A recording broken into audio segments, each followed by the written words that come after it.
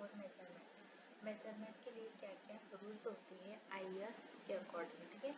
तो सबसे पहला रूल देखिए, measurement shall be made for finish item of work. जो फिनिश आइटम्स रहते हैं, जो भी आप वर्क कर रहे हो, प्रोजेक्ट कर रहे हो, उसका मेजरमेंट किया जाता है, ठीक है। And description of each item shall be include material, transport, labour, fabrication, tools and plan, all type of overhead for finishing the work in required shape and size. मतलब सभी जो भी आप आइटम्स है जिसका मेजरमेंट देना है उसका पूरा डिस्क्रिप्शन रहता है। डिस्क्रिप्शन में जो भी लेंथ, ब्रेथ, हाइट, जो भी मटेरियल है, ट्रांसपोर्ट, कितने डिस्टेंस से आप मटेरियल को ला रहे हो, और लेबर, फैब्रिकेशन, ये सारी चीज़ें इंपॉर्टेंस होती है, ठीक है। सेकेंड पॉइंट देखिए, in booking the order shall be in sequence of length, breadth and height और थिकनेस।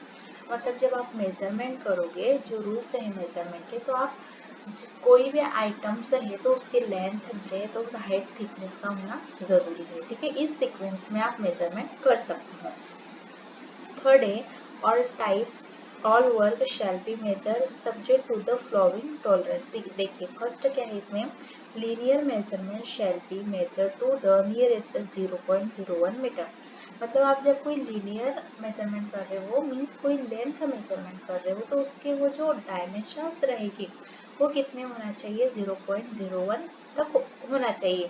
अदरवाइज इससे यदि कम रहते हैं तो आप उसके मेजरमेंट नहीं करोगे। Area shall be measure to the nearest 0.01 square metre. आपको पता है एरिया मतलब किसी भी डायमेंशन का लेंथ और ब्रेथ, तो जो एरिया है वो 0.01 तक होना चाहिए, उसके नीचे रहा तो आप मेजरमेंट नहीं लोगे। उसी तरह से cubic content shall be work out to the nearest 0.01 cubic metre.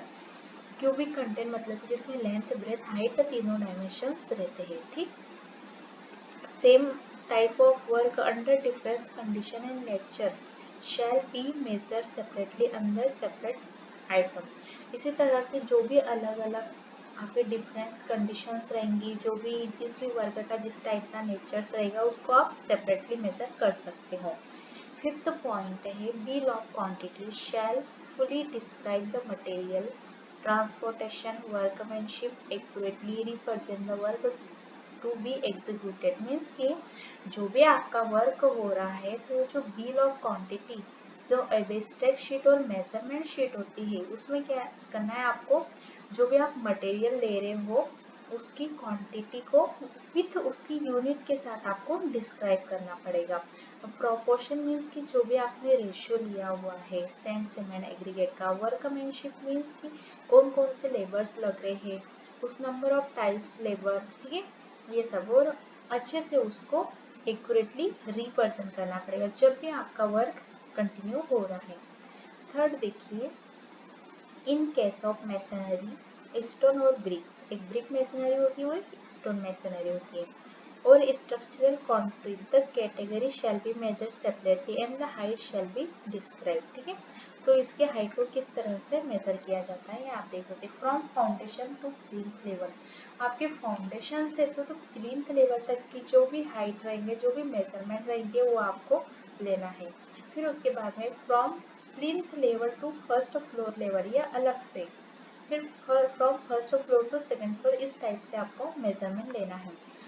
अब आगे देखिए, मेजरमेंट लिया किस टाइप से जाता है, तो method of taking out quantity, उसकी कुछ मेथड्स रहती है।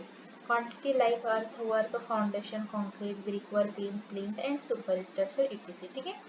तो फर्स्ट मेथड है long wall short wall method, second है centre line method, partially centre line और शॉर्ट वॉल मेथड, ठीक है। तो long wall short wall method में क्या होता है देख लीजिए। In this method, the wall along the length of room is considered to be long, while the wall perpendicular to long wall is said to be short wall। Means कि आपका कोई room है, इजीली समझ सकते हैं आप, ठीक है।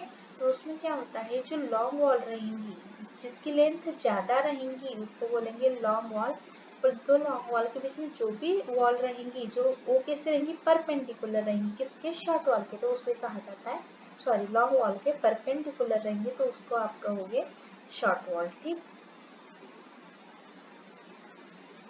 सेकेंड आता है, ये देख लीजिए, ये measurement of material and work, आप इसको पढ़ लीजिए।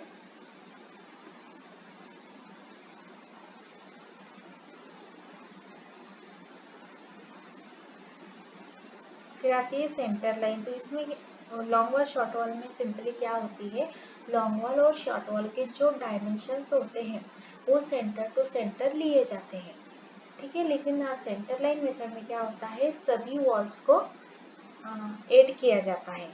जो शॉर्ट वॉल रहती है और लॉन्ग वॉल रहती है उसको प्लस किया जाता है और टोटल वॉल निकाली जाती है, ठीक। ये आप पढ़ सकते हैं।